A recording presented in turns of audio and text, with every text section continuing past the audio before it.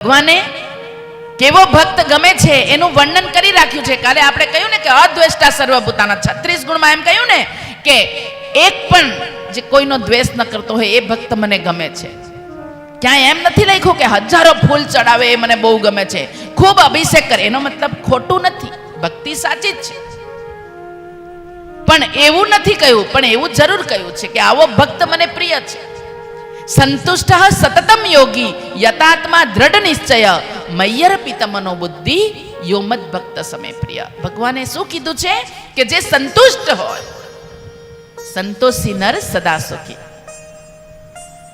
પણ આટલું ખાલી સાંભળી જઈએ આપણે કે સંતોષ એ, પણ સંતોષ શાને માટે કીધો?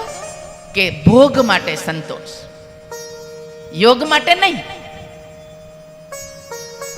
સંતુષ્ટ સતતમ યોગી, સતત સતત યોગી હોય. યોગી મતલબ યોગ, યોગ મતલબ જોડવું, સારા વિચારો, સારા સંસ્કારો, સારા વ્યક્તિઓને એકબીજા સાથે જોડવા. કે આમાં કેટલાય લોકો એવા છે કે ફક્ત પોતે જ કાશી આવ્યા એમ નહીં.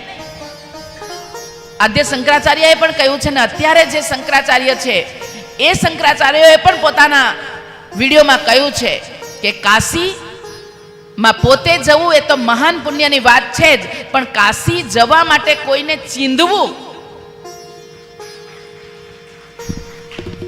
એ પણ ખૂબ મોટા પુણ્યની વાત છે.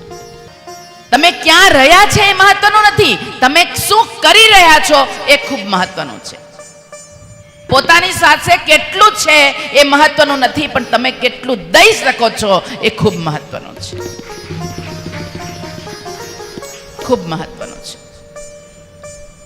તો જીવનમાં શ્રવણ ભક્તિ એ શ્રેષ્ઠ ભક્તિ છે. તો એ સિદ્ધપુરિયા પરિવારે એ સિદ્ધ કરી દેખાડ્યું કે જો મનમાં બડી સોચ હોય તો આપણે કંઈ પણ કરી શકીએ છીએ. બડી સોચ હોવી જોઈએ.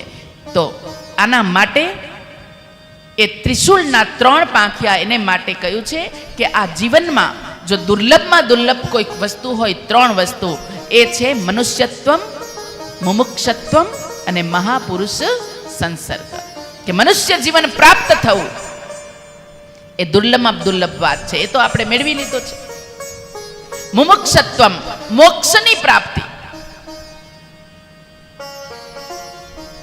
મોક્ષની ઈચ્છા થવી, જીવતા જીવ, એ ખૂબ મહત્વનું છે.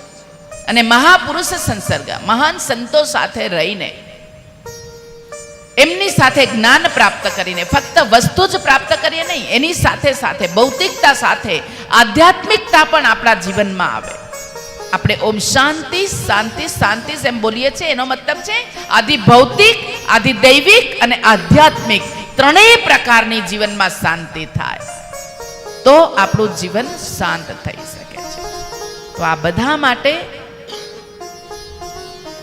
જો મુખ્ય હોય તો એ સત્સંગ છે. કે સત્સંગ કંઈ પણ કરવા માટે એ સત્સંગ એ ખૂબ મહત્વનો છે. સત્સંગ જે ત્રીજું કહ્યું કે સારા લોકો સાથે આપણે સંગ રાખીએ, ખૂબ મહત્વનું છે.